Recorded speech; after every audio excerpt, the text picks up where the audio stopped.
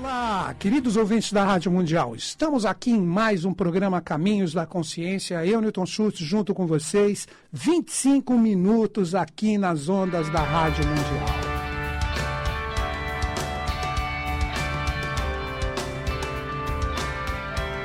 No programa de hoje, nós temos uma entrevista com um rapaz que está chegando aqui, que vai trocar uma ideia comigo, o Andrew Anaya. Vou apresentar ele para vocês daqui a pouco.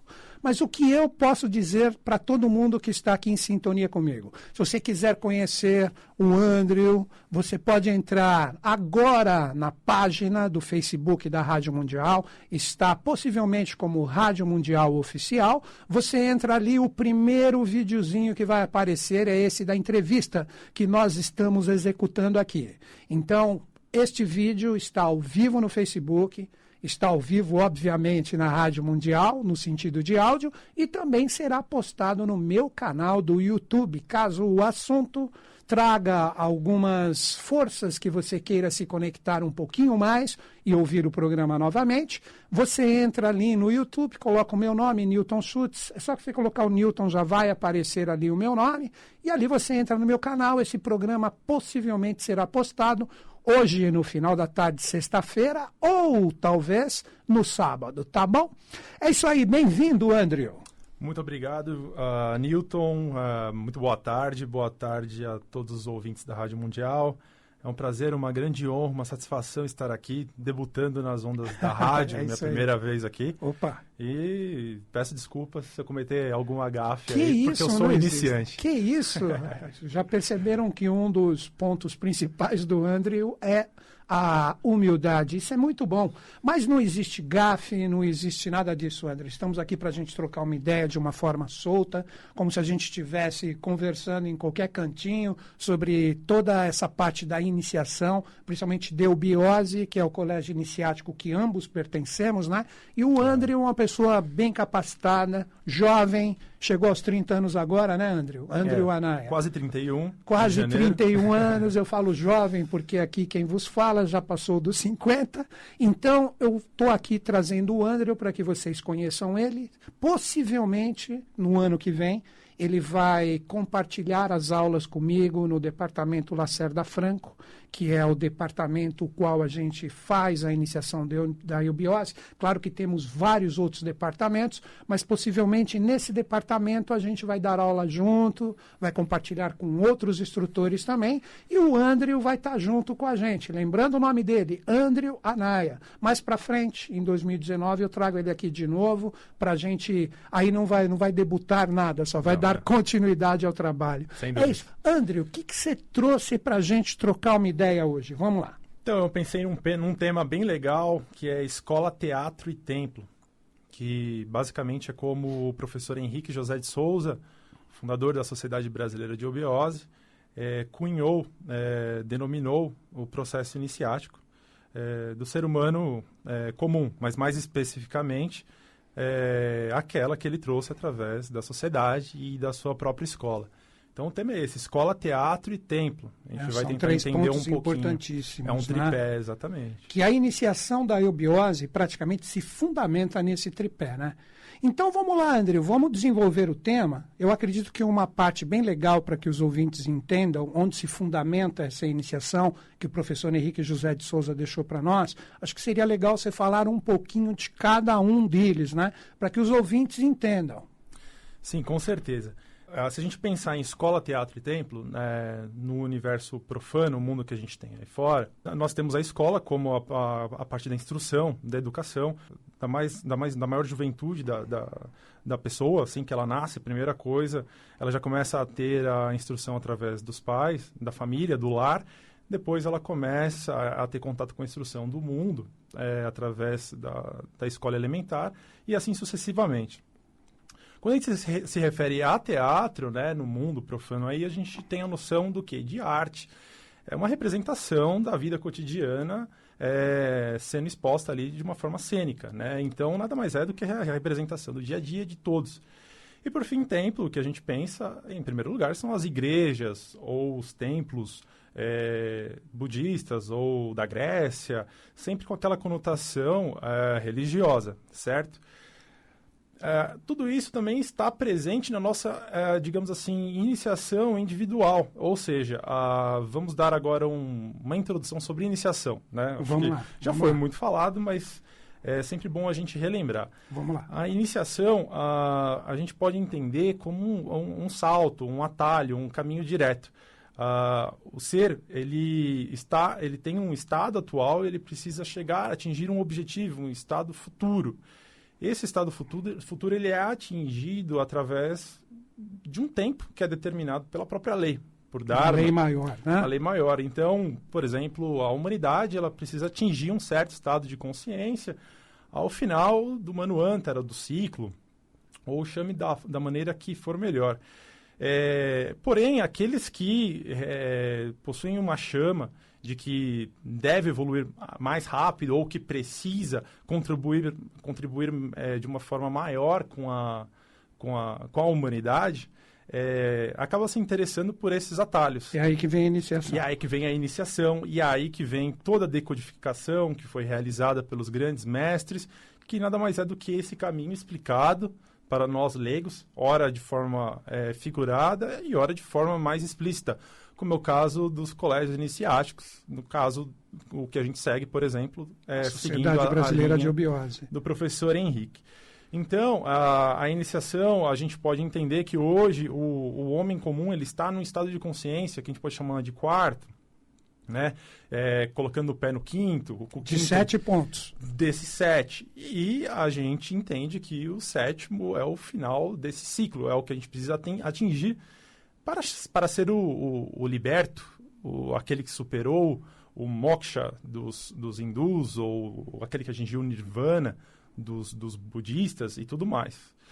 Tudo isso só é possível através das vivências, da roda da vida, que é todo o processo kármico submetido às leis de Dharma, né? Ou Dharma, que é a própria lei, é redundante até, né? Que aí a gente tem até a figura do Arcano 10, né? Com os seus... sempre simbolizada com os anjos e com os demônios ali, que nada mais é do que nossa vida. As nossas vidas, as tendências positivas e negativas, Beleza. ou skandhas e nidanas e assim por diante. Deixa eu fazer uma pergunta para você, André. Vamos lá. Então nós temos, como você mesmo trouxe aqui para nós, né, que é o tripé da nossa iniciação, aquela busca do conhecimento que é natural do ser humano, que seria essa parte da escola, que é o que o pessoal normalmente mais prioriza, né? Aquela coisa do eu preciso aprender mais. O teatro seria um ponto do meio, conforme você colocou, seria a nossa vida, o nosso cotidiano, com o conhecimento que a gente possui. E o templo seria aquela, vamos colocar nessa ordem, não que necessariamente seja assim, porque são coisas que são intrínsecas. Nós temos o templo, que é onde a pessoa vai trabalhar esse conhecimento que ela adquiriu na escola, que no caso uma escola iniciática, e a parte do teatro seria ela tentando ser uma pessoa melhor nessa vivência do cotidiano, né? Agora, eu pergunto para você, né? Como você citou uma coisa muito interessante, você falou as pessoas, às vezes, elas buscam atalhos. Esse atalho, o que seria? Seria aquele chamado interior para aprender? Como que você veria isso no cotidiano das pessoas? Tipo assim, pintou aquela vibração dentro da pessoa de buscar esse atalho para que nesses 7 pontos, como você também citou, sendo que a gente está no quarto, elas busquem dar uma acelerada nesse processo? Como que você vê? Sim, a gente só tem que tomar cuidado para não entender de uma forma egoísta, né? Quando a gente cita atalho, é mais como uma maneira figurada de entender esse processo. Perfeito. E aí, as pessoas, normalmente, quando elas tendem a se interessar mais pela espiritualidade, pelo esoterismo, pela metafísica, por tudo que está além do materialismo, a gente pode dizer que já tem isso batendo na porta.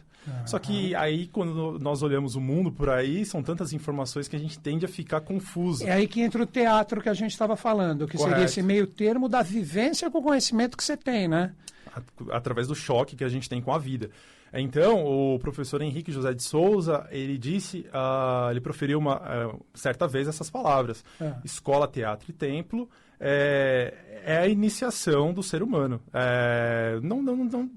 Não exatamente com essas palavras, mas ele quis dizer basicamente isso. Então, o que a gente entende, né? Que através da instrução superior, quando a gente fala em escola, estamos falando tanto das ciências humanas, mundanas, quanto das ciências esotéricas com S, né? Porque tem o exotérico com X, que é o profano, né? Que é o profano.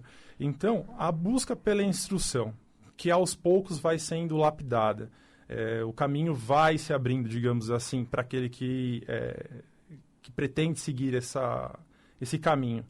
O teatro é o drama da vida. Então, tal qual eu disse das artes cênicas, a nossa vida, de certa forma, é um teatro ao qual somos os atores.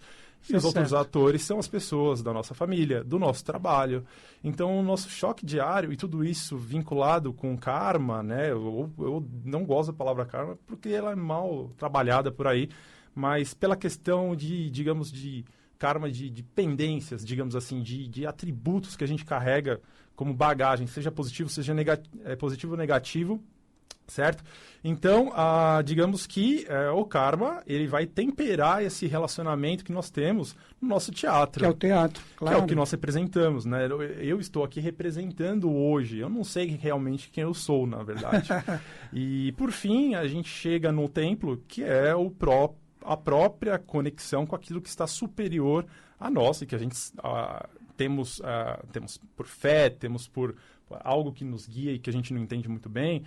Enfim, essa nossa conexão que a gente realiza através do templo, através da meditação, através de yogas, através de trabalhos internos, profundas reflexões, que vai nos fazer ter comunhão com esse estado de consciência desconhecido. Né? Uma coisa legal aí que você colocou, André, essa parte do templo, que os ouvintes compreendam que a eubiose tem esse lado templo, mas o templo da eubiose trabalharia valores que agregam praticamente um aglutinar de tudo que a gente chama de religião hoje. Ao mesmo tempo, como eu vejo, ao mesmo tempo que na eubiose nós temos o templo, onde a gente faz os nossos cerimoniais, é uma religião e não é uma religião como é concebido na atualidade, né?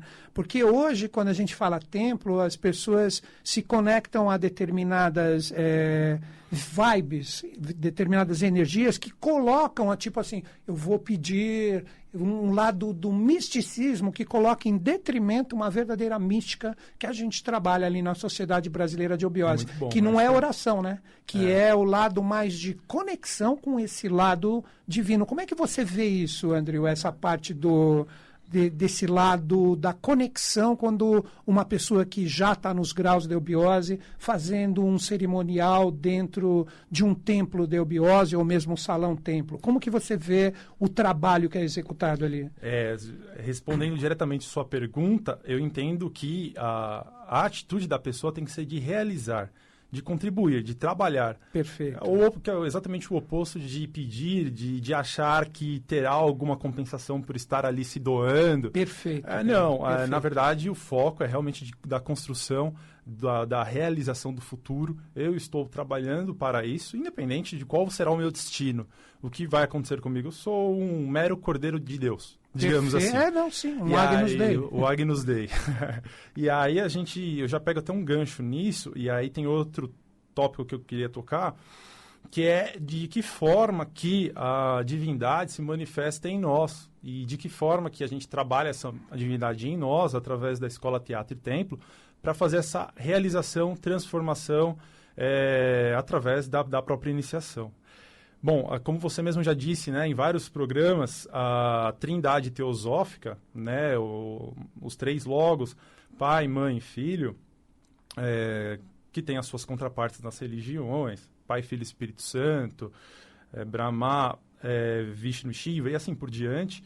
Teosoficamente temos, ou eubioticamente também, que esses três aspectos de manifestação possuem três atributos, potências, digamos assim, conhecidos por vontade, amor, sabedoria e atividade. Perfeito isso. Essa manifestação, então, que é o que rege a criação do universo, da manifestação do eterno, também reflete na nossa manifestação. Então, o homem, em primeiro lugar, ele se manifesta de que forma? Como corpo, alma e espírito.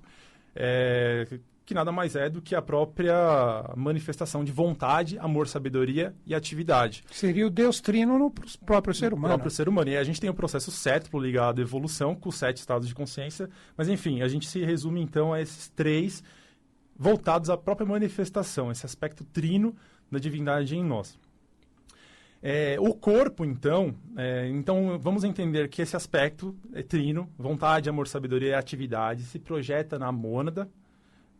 Vamos entender a mônada como uma centelha projetada do próprio Eterno. Dentro de cada um de nós. Dentro de cada um de nós. E dela saem esses atributos para a nossa composição que a gente conhece hoje.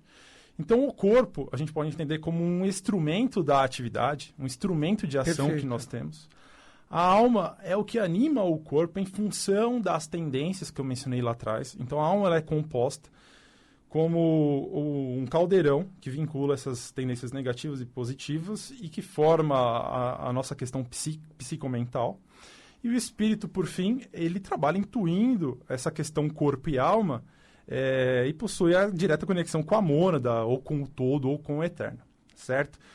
Pois bem, então, corpo, alma e espírito, se a gente pega só a alma, o meio, o equilibrante entre os três... espírito e corpo. Exato, ali a lei, né? A gente tem novamente isso projetado apenas na alma. Então, a nossa alma, que é composta, assim como eu acho que você já explicou, né, pelo nosso mas corpo muita emocional. gente é nova aqui ouvindo a gente. Pode Exato. falar de então, boa. a gente tem, então, se a gente projetar, então, essa questão em 7, a gente tem, então, o corpo físico e o vital representando o que eu chamei de corpo. A gente tem o corpo emocional ou astral e o mental concreto, conceituando o que eu chamei de alma. E assim a gente tem a mente abstrata, a Bud, que é a intuição, e a Atman, que é a percepção crística superior, conceituando o espírito. Fechando o setenário. Fechando o setenário evolutivo. Se a gente pega, então, só esse pacote do meio, composto pelo corpo astral e o corpo mental concreto, que é o que nós chamamos de alma, que é o que carrega as tendências ligadas ao karma, as skandhas e as nidanas, a gente também tem só nela essa projeção trina. De que forma que ela se manifesta nesse pacote da alma? Como inteligência, ou mente, como emoção, ou emotividade, ou emoatividade, e como a vontade propriamente dita. Então a gente tem inteligência, emoção e vontade. São os 3, digamos assim, atributos que trabalham dentro da alma. A gente é sempre um choque, um movimento desses 3 aspectos. Esses 3 aspectos, eles se separam em mais 3 também, cada um, chamados de supra, alto e instintivo, ou superior, intermediário e o baixo, ou pré. Entendi. Essa divisão que você fez agora é bem interessante, essa trindade voltada à alma do ser humano. Então, poderíamos dizer, para você continuar sua linha de raciocínio, claro. O programa está quase acabando. Uhum. Então, nós temos o quê? Nós temos 3 atributos ou 3 vibrações que, na verdade, se transmutam em consciências no corpo psíquico do ser humano, que é a alma, que pode representar um ser humano que está ainda num processo um pouco mais denso das suas experiências de alma, num processo intermediário e o outro que um ser humano que já se encontra com a sua alma no seu sentido mais elevado. Então a alma representaria esse elo de ligação nessa transmutação da iniciação, que representaria o ser humano podendo se tornar bem denso com seus valores de alma, que é a mente humana, vamos dizer assim, ou concreta, como a gente chama, e o corpo astral, que é reflexo dos sentimentos e desejos, como também seria o supra, que seria essa parte superior. Exato. Como é que você colocaria isso? Então a gente Porque seria legal para os ouvintes se posicionar, para eles tentarem, possivelmente, se encaixar nesse processo aí que você colocou. Na verdade, eu identifico que nós somos uma senoidal, né? Desculpa o meu aspecto de engenheiro que eu tenho, mas é uma onda que oscila, uma onda sonora. Uhum. E nós tendemos a oscilar entre a instintiva, a parte inferior mais e a densa. Parte intermediária, que é a autointeligência, a autoemoção, a autovontade. Uhum. A parte instintiva da inteligência, da emoção e da vontade Está ligado a toda a parte que nós temos de as funções básicas do nosso corpo, nossa parte voltada à reprodução, ao sexo, a parte da alimentação, da respiração. A própria emoção instintiva é aquela que está por trás do nosso sistema nervoso autônomo, executando funções básicas. Só que aí é que está. Se nós não usarmos a nossa inteligência instintiva para controlar, a gente tende a só viver satisfazendo esse aspecto das funções básicas. Então, satisfaz aí gera a nossa gula, o nosso vício por bebida, por sexo e tudo mais. E, por fim, a gente tem o aspecto vontade também instintivo, que é o baixo, que é o que causa a fé egoísta, a gente usar a vontade, que é o próprio, a própria força que engendrou o universo, e a gente acaba utilizando para fins próprios ou individualistas. Então, essa primeira faixa da pré-inteligência, da pré-emoção e da pré-vontade, a gente acaba olhando muito para o nosso aspecto animal, instintivo e do eu. A faixa do alto, que seria a que nós deveríamos estar todos já, pelo menos, com a foco da consciência aí, quando a gente fala de mente, seria a própria mente consciente, voltada à ciência, ao desenvolvimento das ciências, da matemática e de tudo mais. Na parte das emoções, seriam a própria parte voltada que a gente tem dos nossos desejos humanos, né? E voltado para a vontade, seria a nossa própria força de vontade, que é aquilo que nos faz levantar. Nós não temos o desejo, muitas vezes, de levantar da cama todos os dias para ir trabalhar. Mas o que nos motiva e nos faz estar de pé é a própria vontade, essa força de vontade. E, por fim, a gente tem a parte superior, que seria a questão supra, que nada mais é do que uma mente genial, é aquele amor que leva ao sacrifício, é a renúncia ao favor do todo. O que chamamos de mente universal e amor universal. Exato. As pessoas que... Vamos lá, então. Vamos tentar colocar isso de uma forma mais simples, que a gente tem só 2 minutos, a gente tem que encerrar e vou fazer o encerramento contigo. Claro. Então, essa parte da alma mais densa, a gente poderia colocar como uma pessoa egoísta. Pessoa que pensa só em si mesmo. De repente pode até ser uma pessoa, entre aspas, inteligente, mas que, na verdade, trabalha esse atributo do que nós chamamos no mundo humano de inteligência, seria aquela pessoa mais voltada só para o próprio ego, para satisfazer as suas próprias necessidades. Daí que você fez a comparação com o animal, né? Correto. A parte intermediária é aquele ser que já elevou um pouquinho mais isso. Aí que vem o buscador, né? Aquele que fala, deixa eu ver se eu aprendo mais, se eu saco mais. E se a pessoa entra num processo com essa lei que você já citou hoje, que seria essa lei maior, a lei cósmica, que numa das traduções seria o karma, que karma não é uma coisa ruim, é o intermediário, o fiel da balança, aí ela começa a ter rompantes desse atributo mais altruísta, né? De um amor universal e de uma mente universal. Como a gente tem 1 minutinho só, André, agora eu peço para você fazer um encerramento rápido, que se despede também dos ouvintes, né? Então, aí só para finalizar, então, nós temos esses 3 aspectos, inteligência, emoção e vontade, sendo trabalhados através de escola, teatro e templo. Maravilha. Então, a escola trabalha a questão da inteligência, da mente na nossa alma, o teatro trabalha a questão da nossa emoção e, por fim, o templo vai trabalhar a questão da nossa vontade.